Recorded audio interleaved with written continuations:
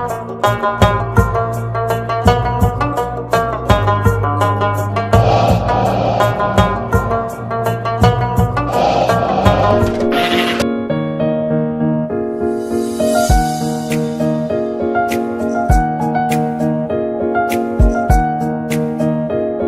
ஏதாவது பேசிக்கிட்டே சாப்பிடலாமே.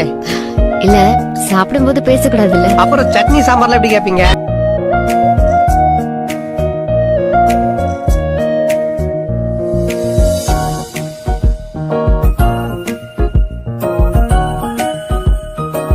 எல்லாருக்கும் இந்த ஈத் விலாக் மூலமா இந்த விலாக பாக்குற அத்தனை பேத்துக்கும் ஈத் முபாரக்னு சொல்லிக்கிறேன்.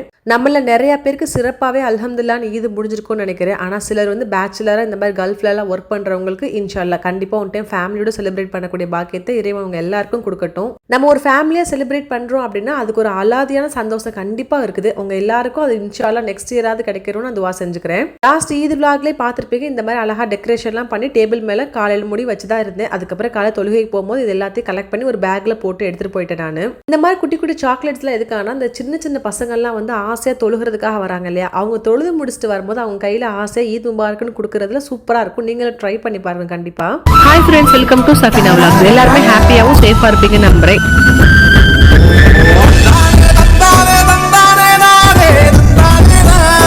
இங்கே வந்து சம்மர் டைம்ன்றனால காலையில் சூரியன் சீக்கிரமாக உதயமாயிரும் உங்களுக்கு. ஸோ 5:45க்குலாம் வந்து ப்ரேயர் டைம்னு சொல்லிட்டாங்க. ஆல்ரெடி டூ இயர்லி தான். இங்கே இருக்க நிறைய தமிழ் பேசுகிறவங்க என்ன பண்ணாங்கன்னா பெரிய அந்த ஒரு மைதானமாக இருக்கும் இல்லையா, அங்கே போய் தான் தொழுவாங்க. ஆனால் எங்களுக்கு என்னென்னா வீட்டுக்கு கீழே ஒரு பள்ளி இருக்குது, வீட்டுக்கு முன்னாடி ஒரு பள்ளி இருக்குது. இது ரெண்டையும் மிஸ் பண்ணிட்டு நம்ம போனோம் அப்படின்னா கண்டிப்பாக டிராஃபிக்கில் மாட்டிட்டு தொழுகையை விட்டுருவோம் அப்படின்றதுக்காக மெயினாக நம்ம இங்கனுக்குள்ளே தொழுகிறது தான் பெஸ்ட்டான ஐடியாவும் கூட. ஏன்னா வீட்டில் நிறைய கெஸ்ட் இருக்காங்க, அத்தனை பேரும் குளிச்சு ரெடியாகி அந்த இடத்துக்கு போய் சேர்றதுக்கு கண்டிப்பாக நம்ம மிஸ் பண்ணிடுவோம். பெட்டர் நம்ம எங்கே நின்று தொழுதாலும் மனசார தொழுதா அதுவே போதும். அந்த 2 ரக்காயத்தை மிஸ் பண்ணிடக்கூடாதுன்றதுல ரொம்ப கவனமா இருக்கணும். தொழுகையெல்லாம் ரொம்ப சிறப்பா முடிஞ்சு. தொழுகை முடிச்சதுக்கு அப்புறம் நல்ல ஒரு பயான் ஒன்று பண்ணாங்க. ஆனா இங்க என்ன பிரச்சனை, நமக்கு லாங்குவேஜ் ஒரு பெரிய டிராபேக்கா இருக்கும். இங்க ஃபுல்லா பயான் வந்து அரபியில தான் பண்ணுவாங்க, நமக்கு ஒன்றும் புரியாது. ஜென் சைட்லயும் சரி லேடிஸ் சைட்லயும் சரி யாராவது ஒருத்தவங்களாவது கண்டிப்பா டிரான்ஸ்லேட் பண்றதுக்கு ட்ரை பண்ணுவாங்க. ஸோ அரபில இருந்து இங்கிலீஷுக்கு நம்ம கண்டிப்பா புரியுற மாதிரி சொல்லுவாங்க. அது கேட்கறதுக்கு நமக்கும் நல்லா இருக்கும். அடடா தமிழ்ல கேட்டுதான் நல்லா இருந்திருக்குமே அப்படின்ற ஒரு ஃபீலிங் எல்லாருக்குமே இருக்கும். எங்க ஏரியாலே வந்து இந்த பள்ளி கொஞ்சம் பெரிய பள்ளி. ஆம்பளைங்களுக்கு எவ்வளோ இருந்தாலும் உள்ளே வந்து அக்காமெண்ட் ஆயிடுவாங்க. ஆனால் வந்து லேடிஸ்க்கு வந்து எவ்வளோ ஏர்லியராக போனாலும் இடமே கிடைக்காது, வெளியே தான் இருக்கும். ஆனால் வர வர இப்போ ஆம்பளைங்கள் வெளியே நின்று தொழுகிறாங்க. அந்த அளவுக்கு இந்த ஏரியா வந்து பயங்கர க்ரௌடட் ஆயிடுச்சுன்னு வச்சுக்கோங்களேன். கொண்டு வந்து சாக்லேட்டில் 50 பீசஸ் தான் இருந்துச்சு. இப்படி ஓப்பன் பண்ண உடனே காலி ஆயிடுச்சு. அதோட எங்களுக்கு என்னென்னா காலையில் பிரேக்ஃபாஸ்ட் வந்து நானும் என் தங்கச்சி சேர்ந்து தான் பண்ணுறோம். அதனால டக்கு டக்குன்னு தொழுது முடிச்சுட்டு ஒரே ஒரு ஃபோட்டோ மட்டும் தான் ஃபேமிலி ஃபோட்டோ எடுத்தோம். படப்படான்னு ஓடி போய் சட்னி அதுக்கப்புறம் தான் இட்லி இதெல்லாம் செய்யணுன்றக்காக வேக வேகமாக வீட்டுக்கு ஓடி வந்துட்டோம். இட்லி நீங்கள் எவ்வளோ காலையில் அவிக்கிறது சொல்லுங்கள், கொஞ்சமாக அட்லீஸ்ட் சூடாக சாப்பிடணும்ல, அப்போ தானே நல்லா இருக்கும். அதே மாதிரி தேங்காய் சட்னி வந்து சில்லுன்னு ஆகிடும் உங்களுக்கு. ஏன்னா வீட்டில் இப்போ பொழுதுனைக்கு ஏசி போட்டிருக்கனால. ஸோ இது ரெண்டையும் வந்து செஞ்சுக்கலாம். அதே மாதிரி வந்து பேக்டு பாஸ்தா வந்து பேக் பண்ணணும் வந்ததுக்கப்புறம் தான். அப்போ தான் சீஸ் வந்து மெல்ட் ஆகி நல்லா இருக்குன்றக்காக இதெல்லாம் பெண்டிங் வச்சுட்டு போன ஒர்க் இருந்துச்சு. அதுக்கப்புறம் நான் ஷார்ட்ஸில் போட்டது இந்த மாதிரி வந்து சேமியா பிரியாணி அப்புறம் ஃபீர்னின்னு சொல்லிட்டு அது ரெண்டுமே என்னோட வந்து நெய்பர் பண்ணி கொண்டு வந்தாங்க. அவங்க என்னோட ஃப்ரெண்ட்ஸ் தான். அவங்கள ஆக்சுவலாக பிரேக்ஃபாஸ்ட்டுக்கு தான் இன்வைட் பண்ணியிருந்தேன். அவங்க என்ன பண்ணாங்கன்னா இல்லை நாங்களும் ஏதாவது கொண்டு வருவோம் சொல்லியிருந்தாங்க. அது உண்மையே நல்ல விஷயம் தான். ஏன்னா அவங்க வந்து இந்த ஃப்ரெண்ட்ஸுக்கெல்லாம் தெரிஞ்ச ஆட்களாக இருந்தாலுமே அவங்களுக்கு கொண்டு வந்து ஏதாவது கொண்டு வந்து வைக்கும்போது வந்து அந்த ஊர் சாப்பாடை சாப்பிட்ட மாதிரி ஒரு ஃபீலிங் கிடைக்கும் இல்லையா, அது ரொம்ப நல்லா இருந்தது. அவங்க கொண்டு வந்து சேமியா பிரியாணி இருந்துச்சுல, உண்மையாக ரொம்ப சூப்பராக இருந்துச்சு. அதே மாதிரி ஹைதராபாத்காரவங்க கொண்டு வந்து ஃபீர்னியும் ரொம்ப சூப்பராக இருந்துச்சு. நிறைய நட்ஸ் போட்டு சூப்பராக கொண்டு வந்திருந்தாங்க. அது போக நான் சுட சுட இட்லியாக வச்சிருந்தேன். கேட்க தோசை போட்டு கொடுத்தோம். மற்ற வேலைகளை நாங்களும் என் தங்கச்சி சேர்ந்து ஃபுல்லாக மிட் நைட் ஃபுல்லாக முழிச்சிருந்து பண்ணிட்டோம். மெயினான விஷயத்த சொல்ல மறந்துட்டேன், இஞ்சி டீ போடணும். அதுக்கப்புறம் அதை வந்து தான் போடணும். பிகாஸ் உண்மையாகவே நான் மறந்துட்டேன். எப்பவுமே நான் ஃப்ளாஸ்கில் போட்டு வச்சிருவேன்.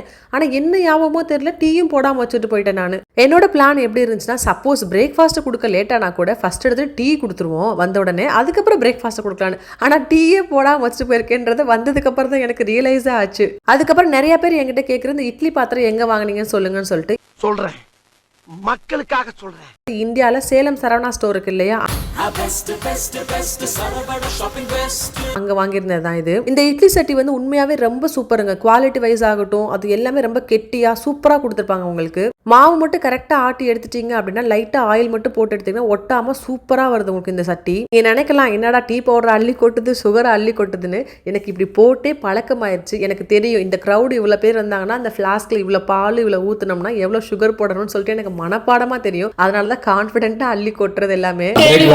இன்னும் ரெடி ஆகல, நாங்களே இந்த நட்ஸ் எல்லாம் எடுத்து தின்னுபிட்டு போய் வீட்டுல போய் கொஞ்ச நேரம் தூங்கி எழுந்து பிரியாணி போடணும். இவங்களுக்கு தரமாட்டாங்க. தொழுது முடிச்சோடனே பள்ளியிலேருந்து டேரெக்டாக பிரேக்ஃபாஸ்ட் வந்துட்டு மனுஷனுக்கு எவ்வளோ பதட்டமாக இருக்காங்க பாருங்களேன். வேணுக்குனே வம்பளுக்கிறதுக்காக நட்ஸ் எல்லாம் எடுத்து சாப்பிட்டு வயிறு எப்படின்னா மனுஷனுக்கு கடுப்பு வருமா வராதா சொல்லுங்க. இவங்கெல்லாம் என்னதான் இப்படி குறை சொல்லிட்டு அலைஞ்சாலும் 8 மணிக்கு சாப்பாடை கொடுத்து முடிச்சு டீ எல்லாம் நான் வச்சுட்டேன். நான் அப்படின்னா பார்த்துக்கங்க எவ்வளோ சீக்கிரமாக பிரேக்ஃபாஸ்ட் வேலையை நான் முடிச்சிருப்பேன்னு சொல்லிட்டு. சேமியா பிரியாணி பார்த்தீங்களா, பார்க்கறதுக்கு எவ்வளோ உதிரியாக இருந்துச்சுன்னு சொல்லிட்டு. இது இந்தியாவிலேருந்து வர ஃபேவரேட் அந்த பிராண்ட் இருக்கு இல்லையா, அதில் வர சேமியா. நீங்களும் ஒன் டைம் ட்ரை பண்ணி பாருங்க, கண்டிப்பாக உங்களுக்கு யூஸ்ஃபுல்லாக இருக்கும். தோசை வந்து ஒரு பெரிய க்ரௌடாக இருக்கும் போது பிரேக்ஃபாஸ்ட்டில் கொண்டு வரது கொஞ்சம் கஷ்டம் தான். ஏன்னா சம்டைம்ஸ் ஆறி போன தோசை யாருமே சாப்பிட மாட்டாங்க. சுட சுட தான் போட்டு கொடுக்குறோம். நம்ம என்ன பண்ணுவோம், சுட அங்கே இருக்குதா இல்லையான்னு தெரியும், நம்ம பாட்டுக்கு ஊற்றி அடிச்சுக்கிட்டே இருக்கோமா.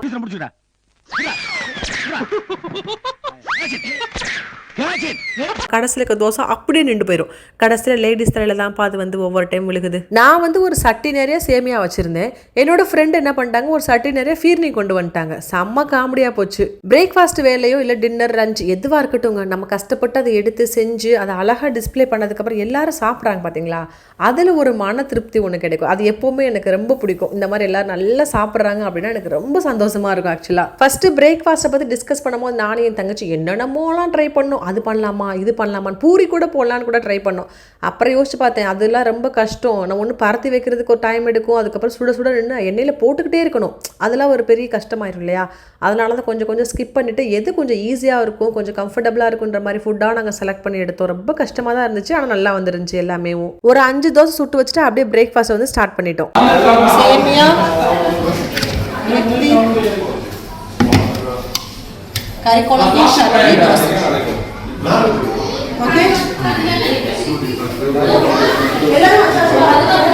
உங்கள் ஊர் சைடில் என்ன மாதிரி பிரேக்ஃபாஸ்ட்டில் ஈதப்போ ஸ்பெஷலாக பண்ணுவீங்கன்றதை என் கூட கமெண்ட்டில் ஷேர் பண்ணுங்கள். நான் இன்ஸ்டாவில் பார்க்கும்போது என்னமா பிரேக்ஃபாஸ்ட்டில் ஷேர் பண்ணுறாங்கப்பா, காலையிலே பராட்டாலாம் வேசிட்டு இருக்காங்க, எப்படி ஹெவி ஆயிராதா அப்படின்னு நான் யோசிக்கிறேன். ஏன் பிரேக்ஃபாஸ்ட்டை போட்டதுக்கப்புறம் சிலர் கமெண்ட் பண்ணுறாங்க இட்லி தோசையா அப்படி சொல்லிட்டு.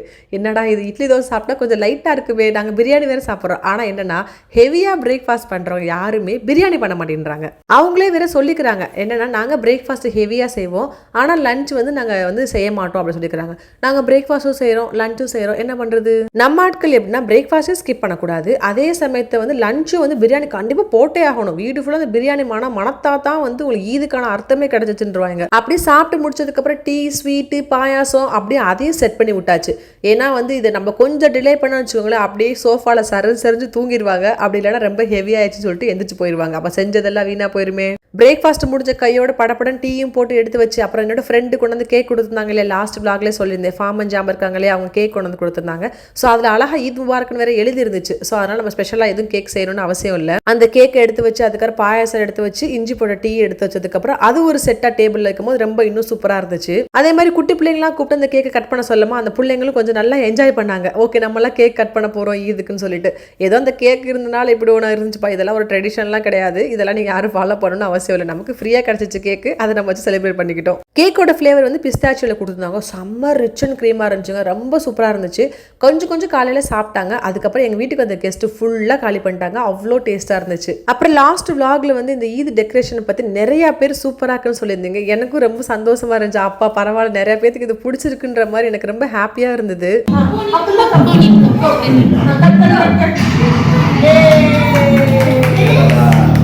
இது நிறைய பேருக்கு தெரியும், தெரியாதவங்க சொல்ல நிறைய பேர் என்கிட்ட கேட்டாங்க, நீங்கள் எப்படி பிரேக்ஃபாஸ்ட்டும் பண்ணிட்டு லஞ்ச் பிரியாணி எப்படி பண்ணீங்கன்னு கேட்டாங்க. எங்களுக்கு பெரிய கேங்காக இருக்குமா, நாங்கள் இப்போ பிரித்து எடுத்துப்போம், பிரேக்ஃபாஸ்ட் இவங்க லஞ்ச் இவங்கன்னு சொல்லிட்டு. தனித்தனியா பண்ணா லேட் ஆயிடும். அப்ப ஆளுக்கு ஒரு ஐட்டமா பிரிச்சுக்குவோம். அப்ப சோறாக்குற பொறுப்பு நான் எடுத்துக்கிறேன். எனக்கு சாம்பார், எனக்கு ரசம். இப்போ பிரேக்ஃபாஸ்ட் வந்து நானும் என் தங்கச்சி எடுத்துட்டோம். அதுக்கப்புறம் லஞ்ச் வந்து மிச்சம் இருக்க எல்லாருமே வந்து ஸ்ப்ளிட் பண்ணி எடுத்துட்டாங்க. அதை மெயினாக கோர்ஸ் எடுத்தது ஏன்னா சமினாவும் ஃபாத்திமாவும் வந்து பிரியாணி எடுத்துட்டாங்க. மற்றவங்க எல்லாருமே வந்து குட்டி குட்டி சாமான எல்லாத்தையும் செஞ்சுட்டு வந்தாங்க. அதெல்லாம் செய்யறதுக்கு பெரிய குவான்டிட்டி ஆகும். ஆக்சுவலா என்னன்னா கத்திரிக்காய் கட்டா, தால்ச்சா, தயிர் சட்னி இது எல்லாமே பார்க்க சின்னதா இருக்கும், ஆனா குவான்டிட்டி வைஸ் பாத்தீங்கன்னா பெருசா செய்யணும் உங்களுக்கு. இந்த டைம் ஒரு பெரிய சந்தோஷம் என்னன்னா பிரேக்ஃபாஸ்ட் முடிச்சதுக்கு அப்புறம் எதையுமே நான் கிளீன் பண்ணலங்க, அப்படியே அக்கடான் தூக்கி போட்டு போயிட்டு அப்படியே நல்லா படுத்து நாங்க தூங்கிட்டு ஒரு 2 to 3 hours நல்ல டைம் கிடைச்சிச்சு. அதுக்கப்புறம் எந்திரிச்சு தான் நான் வந்து ப்ளீட் பண்ண சாரி நல்லபடிக்கு நான் பண்ணி வச்சேன், இல்லைன்னா ரொம்ப கஷ்டமா இருந்திருக்கும். நல்லா தூங்கிட்டனால நல்லா டைம் போனதே தெரியல. அப்படியே எடுத்து சும்மா அப்படியே கட்டின மாதிரி கட்டிட்டு ஓடி போயிட்டேன் நான் லஞ்சுக்காக. ஹலோ ஹவ் ஆர் யூ, சலாம் அலைக்கும். இப்பெல்லாம் சுத்தமா சாரி கட்டவே வரமாட்டேது, என்னன்னே தெரியல. அப்படியே ஃபுல்லா எடுத்து அப்படி இழுத்து சொருகிட்டு போற மாதிரி ஆயிடுது. ப்ளீட் பண்ணதுக்கு இந்த லட்சணம்னா இது பண்ணாம இருந்தா எப்படி இருக்கும்னு நல்லா யோசிச்சே பார்க்காம நான் சாரி கட்டுறேன். எனக்கு அந்த கான்ஃபிடென்ட்டே எனக்கு வராது. கால கீழ எல்லாத்தையும் வச்சுக்கிட்டு மேல யார பாத்துக்கிட்டு இருக்க? யாரு இது? சித்தப்பு, நீங்க எப்போ வந்தீங்க? இந்த கேங்கை பொறுத்த வரைக்கும் எப்படின்னா ஈத் அப்போ மட்டும் கொஞ்சம் க்ரௌடு கூட மாதிரி இருக்கும். எப்படின்னா யாராவது அவங்களோட ஃப்ரெண்ட்ஸ் எல்லாம் கூட்டிட்டு வாங்க. இப்போ எக்ஸாம்பிள் பார்த்தீங்கன்னா என் ஹஸ்பண்ட் வந்து திடீர்னு ஒரு ஃப்ரெண்ட்ஸை கூட்டிட்டு வரேன்னு சொல்லுவாங்க. அதெல்லாம் வந்து உண்மையாக ரொம்ப ஹாப்பியாக இருக்கும். வர்ற அவங்களுக்கு வந்து ரியலி ரொம்ப கம்ஃபர்டபுளாக இருக்கும். அந்த சாப்பாடு நம்மளோட சாப்பாடு இருக்கு இல்லையா, அது அவங்களுக்கு சாப்பிடும் போது எப்படின்னா உண்மையாக ரொம்ப என்ஜாய் பண்ணி சாப்பிட்டுட்டு சாப்பாடு நல்லா இருக்குன்னு சொல்லும் போது வந்து புதுசாக வந்தாலும் அவ்வளோ அப்ரிஷியேட் பண்ணும்போது நமக்கும் ரொம்ப ஹாப்பியாக இருக்கும். ஆக்சுவலாக என்னதான் சமீனாவும் ஃபாத்திமாவும் பிரியாணி பண்ணாலும் தம்மு உடைக்கிறது எப்போவுமே அது என்னோட வேலை தாங்க.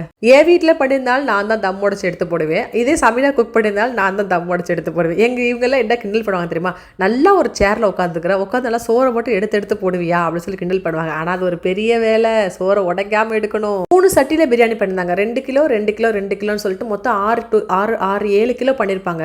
செம்ம சூப்பராக இருந்துச்சு பிரியாணி. உண்மையாகவே 3 சட்டியுமே ஒரே டேஸ்ட்டாக பர்ஃபெக்டாக வந்துருந்துச்சுங்க. எல்லாமே ரொம்ப சூப்பராக வந்துருந்துச்சு. எடுத்து போடும் போதே பாருங்களேன் எவ்வளோ உதிரியாக வந்துருந்துச்சு. மெயினாக என்னென்னா பிரியாணி கறி வந்து ரொம்ப ஃப்ரெஷ்ஷாக இருக்கணும். அப்படி இருந்தால் மட்டும்தான் உங்களுக்கு வந்து பிரியாணி மனமாக இருக்கட்டும், டேஸ்ட்டாக இருக்கட்டும், எல்லாமே வந்து சூப்பராக இருக்கும் உங்களுக்கு. எனக்கு வந்து பிரியாணி வந்து கரண்டியில் எடுத்து போகிறது சுத்தம் பிடிக்கவும் செய்யாது. அது என்னமோ உடையிற மாதிரி எனக்கு ஒரு ஃபீல் இருக்கும். இருக்கிறதுல கொஞ்சம் சின்ன தட்டாக எடுத்துகிட்டு மொத்தமாக அள்ளி போட்டோம் அப்படின்னா சோறும் உடையாது உங்களுக்கு, கறியும் உடையாது, நல்லா உங்களுக்கு நல்லா பொதுன்னு அழகாக இருக்கும் உங்களுக்கு. இதுவரை நீங்கள் ட்ரை பண்ணல அப்படின்னா பெரிய குவான்டிட்டி சமைச்சிங்க அப்படின்னா இந்த மாதிரி நீங்கள் ட்ரை பண்ணி பாருங்க. சர்வ் பண்ணும்போது சூப்பராக இருக்கும் உங்களுக்கு பிரியாணி. அப்புறம் இந்த vlog இன்னிலேருந்து தான் ஃபர்ஸ்ட் டைம் நீங்கள் பார்க்குறீங்க அப்படின்னா இந்த சாரீ எங்கே வாங்குனீங்கன்னு ஒரு டவுட் இருக்குது அப்படின்னா துபாயில் இருக்க வாசல் வில்லேஜ் இருக்கு இல்லையா, அங்கே இருக்க வெட்லாண்டுன்னு சொல்லிட்டு ஒரு கடை இருக்குது, அங்கே தான் நான் வாங்கியிருந்தேன். கத்திரிக்காய் கட்டை பண்ணிட்டு வந்திருக்காங்க இல்லையா, அவங்களாம் இந்த டைம் தான் ஃபர்ஸ்ட் டைமாக இவ்வளோ பெரிய குவான்டிட்டி பண்ணி வந்திருக்காங்க. எங்கள் இதில் வந்து சமைக்க தெரிஞ்சவங்க சமைக்க தெரியாதவங்க எல்லாருமே மிக்ஸ் பண்ணி தான் இருப்போம். அதே மாதிரி சமைக்க தெரியாதவங்கன்னா அப்படிலாம் கிடையாது. அவங்களுக்கு வந்து என்ன பெரிய குவான்டிட்டி செய்கிறது கொஞ்சம் பயமாக இருக்கும். ஆனால் வேறு என்ன பண்ணுறது, சேர்ந்துருக்க கூட்டம் அப்படி இல்லையா, நம்ம தானே ட்ரெயின் பண்ணி எடுத்துகிட்டு வரணும், அந்த பொறுப்பு நமக்கு இருக்குல்ல. இந்த குரூப்பில் யாராவது புதுசாக சேர்றாங்க அப்படின்னா வந்து எதாவது சமைச்சிட்டு வரதுக்கே பயப்படுவாங்க. ஏன்னா குவான்டிட்டி வந்து நிறையா செய்யணும். அதுக்காக ஃபர்ஸ்ட் எடுத்துட்டு அவங்களுக்கு வந்து முட்டை அவிக்கிறது, தயிர் சட்னி பண்ணுறது தான் நாங்கள் கொடுப்போம். தயிர் சட்னி பண்ணுறதுக்கே டவுட் கேட்பாங்க, எவ்வளோ தயிர் சட்னி பண்ணணும்னு சொல்லிட்டு. உண்மையாகவே அது பயந்தாங்க. இவ்வளோ பெரிய க்ரௌடுக்கு வந்து பத்தாமல் இருக்கணும் இல்லையா, அதுவே ஒரு பெரிய விஷயம்தான். இந்த மாதிரி டைமில் ஆஃப்ரின் உடனே நான் மிஸ் பண்ணுறேன்டா ரொம்ப. பிகாஸ் ஏன்னா கடைசி முடியும் அந்த பக்கி இந்த குரூப்பில் இருக்கிற வரையும் முன்னேறி தயிர் சட்னி முட்டை வைக்கிறது முன்னேறி வேறு எதுவுமே செய்யவே இல்லை. கடைசி வரையும் வெறும் தயிர் சட்னி மட்டுமே பண்ணி கடைசி இந்தியா போய் செட்டில் ஆகிட்டா ஆஃப்ரின். எப்போவுமே இது மட்டும் சேம் தாங்க. மட்டன் பிரியாணி, தயிர் சட்னி, கத்திரிக்காய் கட்டா, தால்ச்சா, சிக்கனை பொரிச்சு முட்டையை அவிச்சு, இது மட்டும்தான் எப்போவுமே எங்களோட இது மெனுவாக இருக்கும். இதில் என்ன மாறுதலாக இருக்கும் அப்படின்னா சம்டைம்ஸ் முட்டையை அவிக்கிறவங்க என்ன பண்ணுவாங்கன்னா மிளகு பொடி சீரக பொடி போட்டு லைட்டாக பிரட்டிட்டு வருவாங்க. அது ஒரு டிஃப்ரெண்ட் டேஸ்ட்டு கொடுக்கும். ஒரு டைம் நாங்கள் ட்ரை பண்ணோம், நெய்சோறு கொஞ்சம் பிரியாணி கொஞ்சம் ட்ரை பண்ணோம். ஆனால் அது ஒர்க் அவுட் ஆகலை. எல்லாருமே அந்த பிரியாணி தான் தேடுது, அந்த நெய்சோறு யாருமே சீண்டி கூட பார்க்கல. அதுலேருந்து நாங்கள் அந்த பிளானை கை விட்டுட்டோம். நாங்கள் ஆம்பளைங்க வந்து மொத்தமாக 2 பந்திக்கு உட்காருவாங்க மாஷாலான்னு சொல்லிட்டு. என்ன ஃபஸ்ட்டு சர்வ் பண்ணவங்க எல்லாமே செகண்ட் ஷிஃப்ட்டில் உட்காந்து சாப்பிட்ற மாதிரி இருக்கும் உங்களுக்கு. ரொம்ப அல்ஹம்துலில்லாஹ் எங்களோட ஈதோட லஞ்ச் வந்து இப்படி தான் இருக்குங்க. ஒவ்வொரு டைமே மாஷாலான்னு இப்படி தான் இருக்கும். நீங்கள் எங்களுக்காக நிறைய துவா செஞ்சுக்காங்க இந்த குரூப்புக்காக. நாங்கள் எப்போவுமே இப்படி தான் ஒத்துமையாக கடைசி வரை இருக்கணும்னு சொல்லிட்டு. ஊரில் இருந்துச்சுன்னா அப்படின்னா பக்கத்து நனிமா வீடு, மாமா வீடு இப்படிலாம் நம்ம போவோமா, அதெல்லாம் மிஸ் பண்ணுறோம் கண்டிப்பாக. இப்போ நிறைய பேர் கேட்பாங்க நீங்கள் அதை மட்டும் தான் மிஸ் பண்ணுறீங்க, மற்ற எல்லாமே உங்களுக்கு இருக்குன்னு சொல்லிட்டு. ஆனால் என்னதான் இருந்தாலும் இந்த மாதிரி ஃபெஸ்டிவல் டைமில் ஒரு கூட்டமாக இருக்கிறதுன்றது வந்து ரொம்ப கண்டிப்பாக மிஸ் பண்ணுவோம். அதை உண்மையாகவே அந்த ஃபீலிங்கே இல்லாமல் வச்சுக்கிறது மெயினாக இந்த குரூப் தாங்க. இல்லைன்னு வச்சுக்கோங்களேன் உண்மையாக ரொம்ப லோன்லியாக ஃபீல் பண்ணுவோம். ஆக்சுவலாக எப்போவுமே ஜென்ஸு சாப்பிட்டு முடிச்சதுக்கு அப்புறம் தான் லாஸ்ட்டாக தான் நாங்கள் உட்காருவோம்ப்பா. அதுக்கு முன்னாடி கிட்ஸுக்கும் ஜென்ஸுக்கும் வேறு ரூமில் வச்சுட்டு லாஸ்ட்டாக நாங்கள் லேடிஸ் உட்காந்து சாப்பிடுவோம். அப்புறம் சொல்ல மறந்துட்டேன், இதில் பிரெட் அல்வா இருக்குது பாருங்களேன். சமீனா சூப்பராக பிரெட் அல்வா பண்ணுவாங்க. அப்புறம் பிரியாணி ஒழுங்காக பண்ணலையா அப்படின்னு கேட்கக்கூடாது, அவங்க ரொம்ப சூப்பராக குக் பண்ணுவாங்க. ஒரு நாள் கண்டிப்பாக வந்து சமீனா அவங்க பிரியாணி எப்படி பண்ணுறதுன்னு சொல்லிட்டு உங்கள் ரெசிபியை நான் வந்து ஷூட் பண்ணி நான் கண்டிப்பாக உங்களுக்கு நான் ஷேர் பண்ணுறேன். நான் நீங்களும் இதப்போ பிரியாணி சமைச்சிங்களா, நெய்சோறு சமைச்சிங்களா, இல்லை உங்கள் ஊர் ட்ரெடிஷனல் படி என்ன மாதிரி சாப்பாடுலாம் சமைச்சிங்கன்றதை என் கூட கமெண்ட்டில் ஷேர் பண்ணுங்கள். இப்படி ஃப்ரெண்ட்ஸ் கூட உட்காந்து சாப்பிடும் போது உண்மையாகவே பயங்கர டயர்டு தான். அன்றைக்கி ஃபுல்லாக ஓவர் டியூட்டி பார்த்த மாதிரி தான் இருக்கும். ஆனால் மனசுக்கு ரொம்ப நிறைவாக இருக்கும். என்ன சொல்கிறீங்க, கரெக்டு தானே?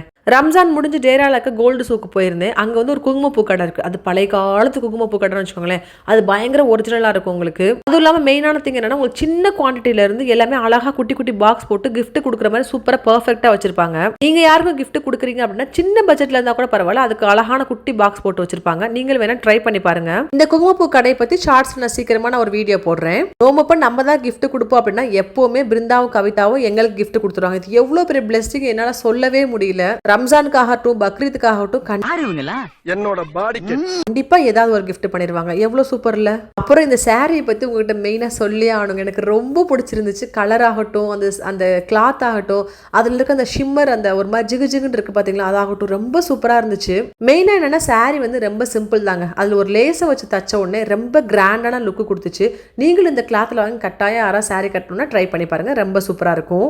இவ்வளவுதாங்க இந்த ஈத் விலாக். எங்களுக்கு நல்லபடியா அல்ஹம்துலில்லாஹ் ரொம்ப ஹாப்பியா முடிஞ்சிச்சு.